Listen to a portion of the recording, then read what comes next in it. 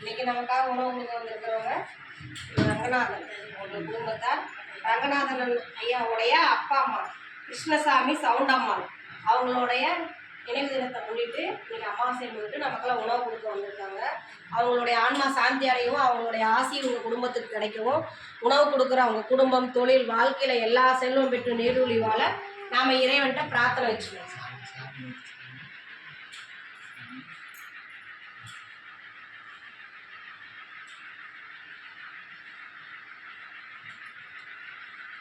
எங்களது பாசமாக இருக்கட்டளை பாச முடிவுகளுக்கு உணவு கொடுக்கும் குடும்பத்தாருக்கும் எங்கள் அறக்கட்டளை சார்பாக நன்றிகளையும் வாழ்த்துக்களையும் தெரிவிச்சுக்கணும்.